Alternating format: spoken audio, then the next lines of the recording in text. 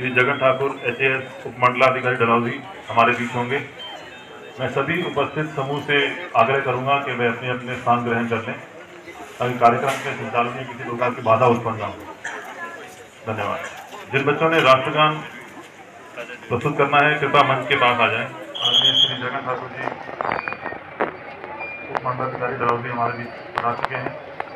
सर्वप्रथम वे सुभाष चंद्र जी की प्रतिमा पर पुष्पांजलि अर्पित करेंगे। उसके पश्चात ध्वजारोहण की रस्म को पूरा किया जाएगा।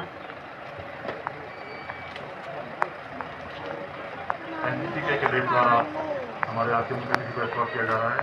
सभा स्थल में पधारते हुए हमारे आरके मुखिया जी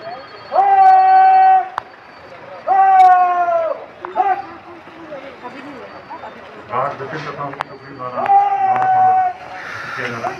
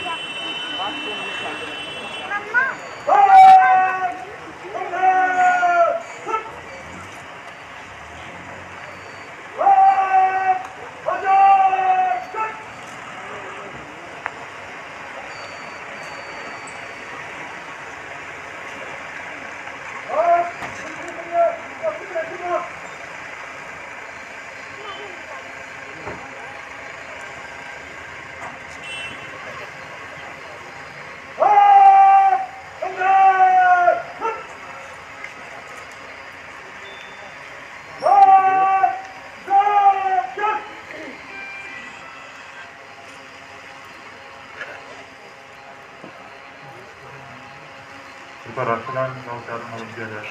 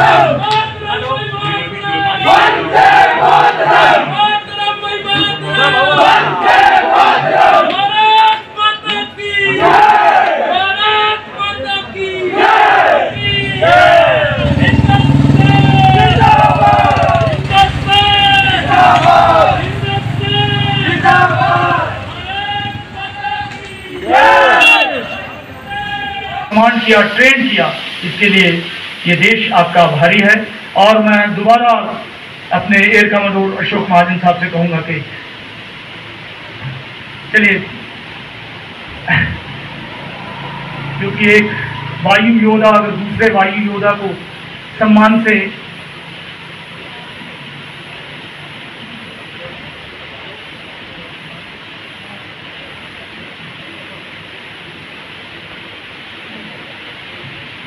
शॉल पहनाकर विंग कमांडर अरुण सिंह जी के लिए जोरदार ताली हो जाए।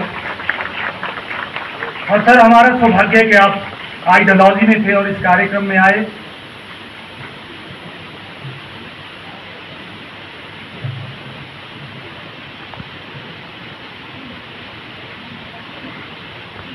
हमारे मंच का यही एक लक्ष्य है कि हम ऐसी विभूतियों को, ऐसी पर्सनैलिटीज को, ऐसे व्यक्तित्व को ढूंढते रहते हैं और ये हमारी किस्मत अच्छी है कि हमें ऐसे लोग मिल जाते हैं।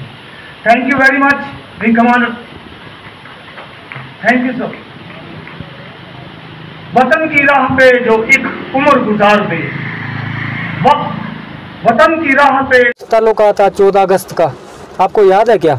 मुझे जहाँ तक याद आ रहा है, हम डलहौजी में इस वक्त हैं और डलहौजी में हम एक पंचकुला जगह है जो डलहौजी की बड़ी ऐतिहासिक जगह है, वो वहाँ पर जा रहे हैं। तो उसकी आज की क्या हिस्ट्री, आज के दिन के साथ उसका क्या ताल्लुकात है उसका? देखिए, आज की तारीख है, आज का दिन जो है वो एक क्योंकि बहुत सारे लोग पंचकुला जाते हैं ना, तो उनको पता नहीं है। और आज हम पंचकुला जा रहे हैं तो आज 14 अगस्त है जी। तो 14 अगस्त का एक जो है, हम पंचकुला तो जा ही रहे हैं, जैसे लोग जाते हैं, पिकनिक स्पॉट भी है पंचकुला, पर आज 14 अगस्त के साथ पंचकुला का हमारा क्या हिस्टोरिकल जो है, इसकी स्टोरी लोगों को पता नहीं है। तो आज का दिन पे आप थोड़ा सा बहुत बड़ी बैकग्राउंड है जो कि हिंदुस्तान के इतिहास से और आज़ादी की लड़ाई में एक बड़ा अहम रोल हुआ है, एक किरदार हुआ है, एक शख्सियत हुई है, उनसे जुड़ी हुई है।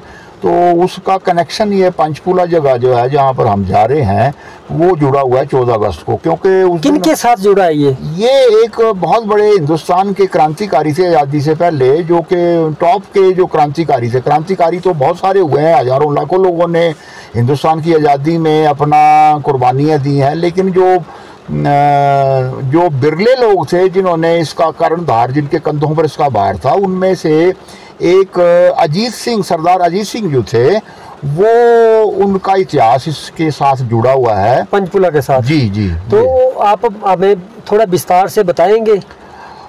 इसके अगर हम बैकग्राउंड में जाएं तो थोड़ी सी मैं आपको इसका बता दूं कि सरदार अजीत सिंह कौन थे। पहले तो सवाल ये है कि कौन थे। हाँ, वो जो भगत सिंह शहीद थे, उनके चचा थे। तो भगत सिंह शहीद जो थे, उन्होंने जो क्रांतिकारी बने, वो कैसे बने, उनके पर उन्होंने प्रेरणा जो दी, या उनको जो माइंड में सारी ये अंग्रेज़ों के अगेंस्ट जाने की जो प्रेरणा मिली, वो उनके चचा जी थे, जो चचा के बारे में बहुत कम लोग जानते हैं। तो इसमें उनका इतिहास बहुत बढ़ जाता है कि अजीत सिंह जो थे, अगर वो ना होते तो शायद भगत सिंह का वजूद नहीं आता।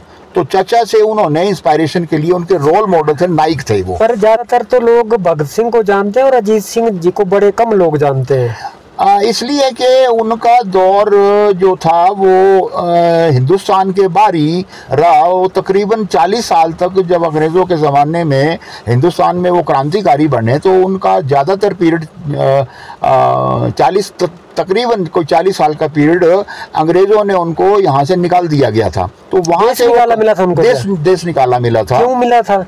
देश निकाला जो था वो जब शुरू में 1857 की क्रांति के बाद अंग्रेज़ों के विरुद्ध जो एक आवाज़ पैदा करने वाले लोग थे, वो हुआ था यूँ कि जब ये जुल्म-ओ-सितम कर रहे थे, तो पंजाब में किसानों पर अंग्रेज़ों ने कुछ ऐसे कानून बना दिए थे जिनसे उनको बड़ी तकलीफ़ हो रही थी और उनको बड़ा उसमें शोषण हो रहा था। तो उसको लेकर उन्होंने आवाज़ उठाई थी और उस आवाज़ को उठाने के लिए उनको जेल में डाल दिया गया था।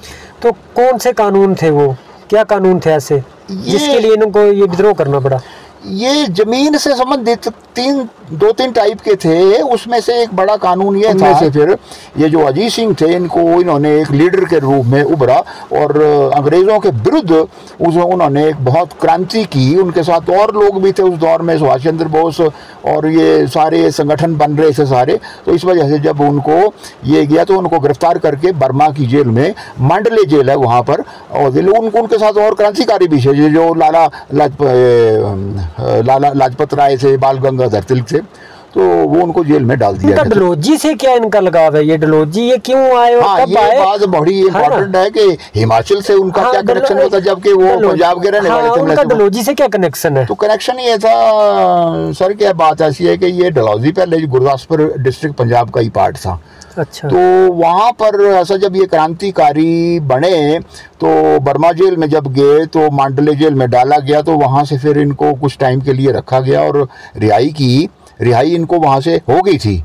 लेकिन वो उन्होंने ये देखा कि अगर रिहाई कर दी तो मेरे को तो मिशन पूरा करना है, तो अगर रिहाई करके अगर मैं चुपचाप घर बैठ गया तो मेरा मिशन पूरा नहीं होगा। तो उन्होंने देखा कि ये इंडिया में रह कर नहीं कर सकता। तो उस वक्त क्या था कि विश्व में चारों तरफ से दूसरी कंट्रियों में आज़ादी की एक आवाज़ उठ रही थी, तो हमारे में लोगों में इतनी क्रांति नहीं थी। तो उन्होंने समझा कि अंग्रेज़ों को कैसे हटाया जाए। दूसरे देशों में भी इनके कॉलोनियाँ थी, वहाँ भी वो आंदोलन चल रहा था। तो स्टडी के लिए फिर ये चुपचाप बर्मा से जेल से इनको रिहा कर दिया गया था। भागे नहीं थे। आमतौर पर ये धारणा ये होती है कि भागे से में से इनको भागने की क्या जरूरत थी। जब इनको रिहा कर दिया तो ये इंडिया नहीं आए, ये इंडिया में नहीं आए, मिशन में लग गए। मिशन ये था कि इनको लगा था या तो फिर रिहाई का मरने का मतलब होता है कि अंग्रेजों ने कहा कि तुम अगली बार करोगे तो तुम्हें फिर हम फांसी दे देंगे। तो उसमें क्या होना था, डर के मारे ये घर बैठ जाते में से, तो घर बैठ जाते तो इनका मिशन पूरा नहीं होना था। इनको तो जेल में डालने का मकसद था कि ये आदमी क्रांतिकारी ना बने और चुपचाप बैठ जाए। अब इनको क्रांति करनी थी, तो इसलिए वहां से वो रिहाई होने के बाद वो चुपचाप विदेश छोड़ के चले गए। टाइम के लिए रहे थे, लेकिन 40 साल इंडिया से बाहर रहे। इंडिया से बाहर नहीं आए। इंडिया में इनको आने जब तक इन्होंने बोलने का मतलब कि इन्होंने पूरी तैयारी नहीं कर, तैयारी करने में इनको इतने साल लगेंगे। दुनिया के बड़े बड़े उस वक्त तो कंट्री जर्मन वगैरह। एक बड़ी बात ये है कि आजाद हिंद फौज में भी इनका उसको स्थापना करने में नेताजी को इन्होंने सहयोग दिया। तो ये आज जो ये पंचकुला में ये जो फंक्शन हो रहा है, तो इसके साथ इनका क्या कनेक्शन रहा है? फंक्शन तो ये काफ़ी सालों से डलहौजी में लोकल संस्थाएं वो कर रहे हैं। वो एक्चुअली इनका जो है 15 अगस्त जो आज़ादी का दिन है, उन्हीं के दिन यहाँ पर इनकी डेथ हुई थी। यहाँ पर आके वो जब विदेश से आए थे तो सीधा यहीं आए थे। वो 40 साल का पीरियड इनके लिए ये ऐसा मानते हैं, इन्होंने ऐसा माना है कि वो एकाकी जीवन रहे, परिवार को छोड़कर तपस्वी भी रहे। मतलब से ये 40 साल तक इन्होंने तपस्या की। तो जब इनकी पत्नी ने इनको बात की तो उनको पता लगा ये तो मेरे पति है ये तो। अच्छा। तो बड़ी मुश्किल से उन्होंने कुछ उनकी पर्सनल बातें जो उनसे पूछी गई, जब पूछी गई तो उन्होंने जवाब दिए, तब जाके पता लगा कि ये सरदार अजीत सिंह है। तो इनको पहचानना बहुत मुश्किल हो गया था। वो इसलिए उन्होंने अपनी आइडेंटिटी भी छुपाई थी, क्योंकि इनके पीछे जो वो गुप्तचर विभाग ब्रिटिश का पूरा लगता था। उनको ये था कि किसी भी कंट्री में मिल जाए इनको गिरफ्तार करो। लेकिन इतने योग्य थे, इनके काबिल थे कि वो 40 साल तक ब्रिटिश गवर्नमेंट की पकड़ में नहीं आई मुझसे। अब वो इतने लायक थे कि जो इनके साथ मांडले बर्मा में जो बाल गंगाधर ये तिलक थे, तो उनको लगा यार अगर कल को अगर ये हमारा देश आज़ाद होता तो हमारा राष्ट्रपति कौन होगा। तो उन्होंने अपने सहयोगियों से बात की थी कि अजीत सिंह सरदार जो है वो हमारे पहले राष्ट्रपति होंगे अगर देश आज़ाद होता है तो। हाँ, तो उन्होंने ये तय कर लिया था कि हम इसको राष्ट्रपति बनाएंगे। एक बहुत इतना बड़ा योगदान था, इतना बड़ा और इतना उनकी काबिलियत थी। अब देखिए ना, 40 साल बाहर रहने के बाद उनका इतना, और वो दुनिया के बड़े बड़े जो क्रांतिकारी लोग थे उनसे वैसे मिले।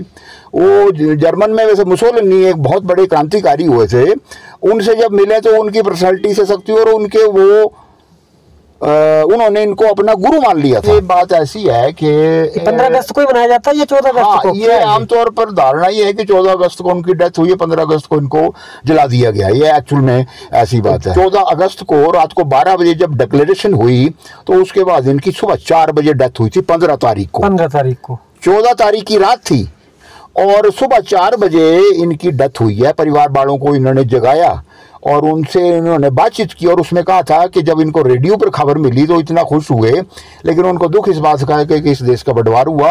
वो आखिरी शब्द जो इनके थे कि भगवान का शुक्र है कि मेरा मिशन पूरा हुआ, और जय हिंद करके इन्होंने परिवार साथ में था इनका, और इन्होंने अलविदा कह दी। जय हिंद कहकर जो इन्होंने प्राण आजाद हिंद फौज से इनका इनके जो आखिरी जो लफ्ज थे इनके, तो इन्होंने वो लफ्ज बोलने के बाद और प्राण त्याग दिए कि भगवान का शुक्र है। ये लफ्ज है उनके, भगवान का शुक्र है कि आज मेरा मिशन पूरा हुआ, और उसके बाद जय हिंद करके वो प्राण त्याग दिए। ये सुबह 4 बजे की बात है। और 15 तारीख को फिर जो है वो इनको यहाँ पर उनका आखिरी संस्कार किया गया, और 15 तारीख को ही फिर आज़ादी का जश्न मनाया गया। तो इस तरीके से इनका दुख का भी वो है और सुख का भी, इस तरीके से कॉम्बिनेशन ये बनता है। लोकल लोगों ने, वैसे संस्था ने वो उनकी समाधि जो है वो तैयार की हुई है, तो वो एक उनकी यादगार में हर साल 14 तारीख को यहाँ फंक्शन भी करते हैं और उसकी याद में पुष्पांजलि। अब तो वो काफ़ी लोग इनसे जुड़ चुके हैं, काफ़ी सेना के लोग। तो इस साल भी वो हालांकि वो कोविड के चक्कर में इसको इजाज़त नहीं है, लेकिन वो फॉर्मेलिटी छोटा फंक्शन करके वो सिर्फ इसमें प्रशासन के लोग भी आते हैं, प्रशासन के लोग भी सहयोग करते हैं। तो वो पुष्पांजलि अर्पित करने के लिए आज इन्होंने वो ये समारोह का आयोजन किया है छोटा। जिन्होंने डलहौजी में उनके कोई जान पहचान के अपने मित्र, एक फैमिली थी, सरदार जी थे जो उनके रिलेशन में भी थे। वो कोठी थी यहाँ पर एक जो बकरोटा रोड पर है, वो स्प्रिंग होटल कोठी है, उसमें रहे थे वो।